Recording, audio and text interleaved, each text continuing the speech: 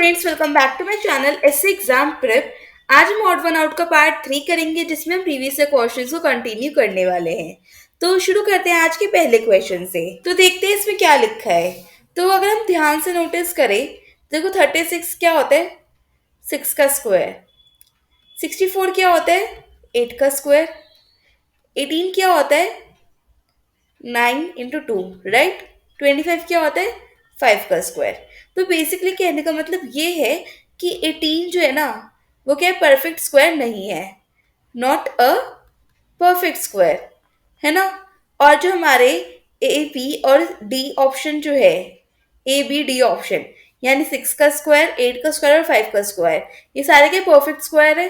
तो इसमें odd one out क्या हो गया? सी हो गया, यानी सी इसका करेक्ट ऑप्शन हो गया, है ना। ये बहुत आसान था। चलते हैं नेक्स्ट क्वेश्चन पे। तो देखो क्या लिखा है, rival opponent foe and ally. क्या लिखे? Rival opponent foe and ally. तो देखो, राइवल मतलब क्या होता है? दुश्मन, राइट। ओपोनेंट मतलब जो हमारे अपोजिट में दुश्मन खड़ा है, राइट। फो मतलब भी दुश्मन। बट एली मतलब क्या होता है? दोस्त, राइट। ये मतलब होता है फ्रेंड। और इन तीनों का मतलब ये क्या है? एनिमी, है ना।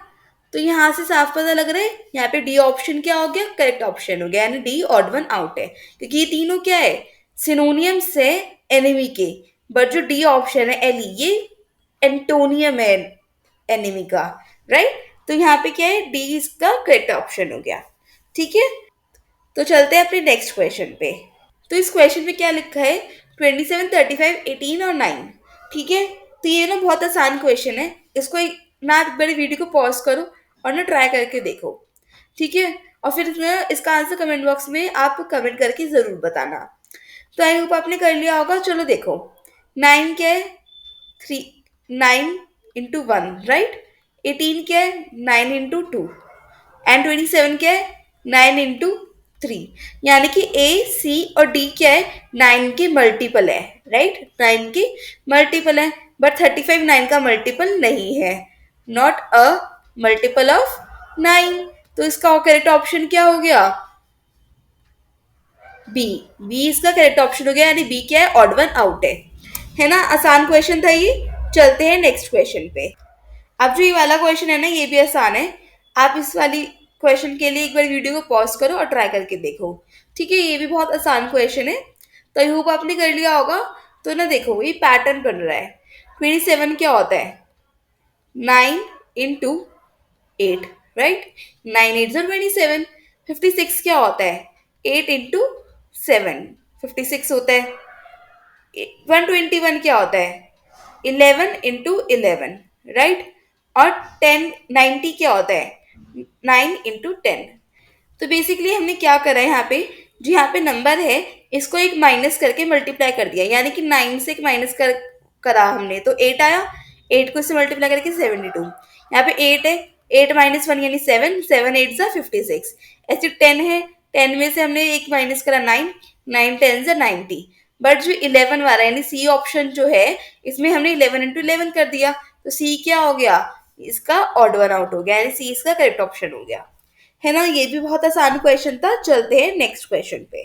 तो देखो इस क्वेश्चन में क्या लिखा है? TUVX OPRS BCDEF HIJL। तो देखो इसका नाम पहले प्लेस वैल्यू लिख लेते हैं।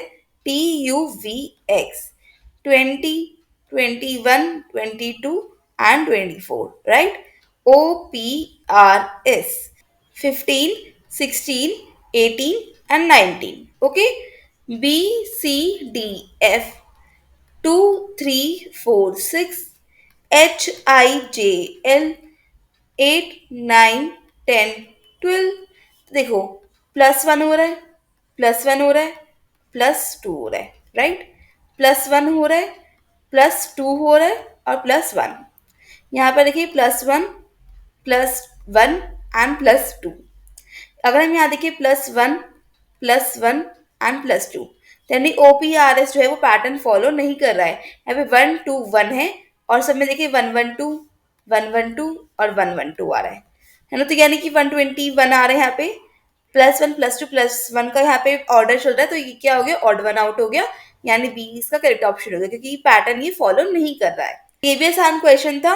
अब बस मैंने आपको पहले भी कितनी बार बोला है, हर चैप्टर में मैं बोलती हूँ जिसमें रिलेटेड होता है, कि आपको हर अल्फाबेट के यहाँ पर प्लेस वैल्यू याद करना बहुत ही ज्यादा इम्पोर्टेंट है। प्लेस वैल्यू याद करने से हमारे जो क्वेश्चंस होते हैं वो इजीली सॉल्व हो जाते हैं। ठीक है, हमें एक तो अपोजिट याद करना है और प्लेस वैल्यू याद करनी है। हमें ये दोनों चीजें बहुत अच्छे से याद करनी है। ठीक है, तो चलते हैं नेक्स्ट क्वेश्चन पे। देखिए वाला question, bay, cape, peninsula and island. तो अगर हम इन चारों में देखें, तो ये जो चारों हैं इनमें से जो बे है, पेनिनसुला है, आइलैंड है, ये जो तीनों वर्ड्स है, ये किससे रिलेटेड है? सी से रिलेटेड।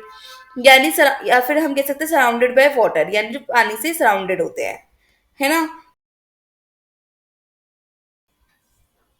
बट जो ये वर्ड है हमारा केप, केप क्या होता है? एक ये बॉडी प्रोजेक्शन होती है जो पानी के अंदर होती है। ये हम बॉडी लैंड को कहते हैं जो पानी के बीच में होता है। ठीक है, तो यानी कि जो बे, केप, बे, पेनिनसुला और आइलैंड है, ये वो एरिया है जहाँ जो चारों तरफ सी से सराउंडेड होता है या फिर वाटर से सराउंडेड होता है, चारों तरफ नहीं। ठीक है, पेनिनसुला चारों तरफ नहीं होता है, पेनिनसुला तीन तरफ होता है, राइट। बट जो केप है यहाँ पे हम बॉडी को डिनोट करते हैं या फिर उस लैंड को डिनोट करते हैं जो पानी के ऊपर, पानी से प्रोजेक्ट हो रही है, यानी पानी से निकल रही है। तो यहाँ पे ये डिफरेंस है। ठीक है, तो इस हिसाब से जो बी हुआ वो हमारा ऑड वन आउट हुआ। ठीक है, आई होप आपको क्लियर हो गया होगा। चलते हैं नेक्स्ट क्वेश्चन पे। तो जो ये वाला क्वेश्चन है ना, ये बहुत ही आसान क्वेश्चन है। इसका तो आंसर हमें देखते ही पता लग रहा है, तो ये आपको होमवर्क क्वेश्चन है। इसका आप आंसर जो है कमेंट बॉक्स में कमेंट करके बता देना। ठीक है, ये वाला क्वेश्चन तो बहुत ही ज्यादा आसान है। चलते हैं नेक्स्ट क्वेश्चन पे। तो अब ये जो क्वेश्चन है ना, शेप से रिलेटेड क्वेश्चन है। तो क्या है? स्क्वायर। स्क्वायर क्या होता है? जिसकी चारों साइड्स इक्वल होती है। ट्रेपेजियम, ये क्या होता है? जिसकी दो पैरेलल साइड्स होती है जो, और दो नॉन पैरेलल साइड्स होती है, राइट। सिलेंडर क्या होता है? सिलेंड्रिकल शेप, जो ऊपर और नीचे सर्कल्स होते हैं और नीचे यहाँ पर एक फेस होता है इसका। ठीक है। पैरेललोग्राम क्या होता है? जिसमें अपोजिट साइड पैरेलल और इक्वल दोनों होती है। ये ऐसे बनेगा, दोबारा बना देती हूँ।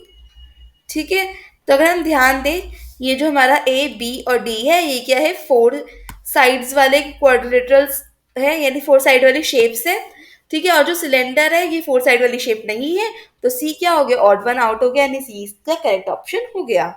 ठीक है, ये भी आसान क्वेश्चन था। चलते हैं नेक्स्ट क्वेश्चन पे।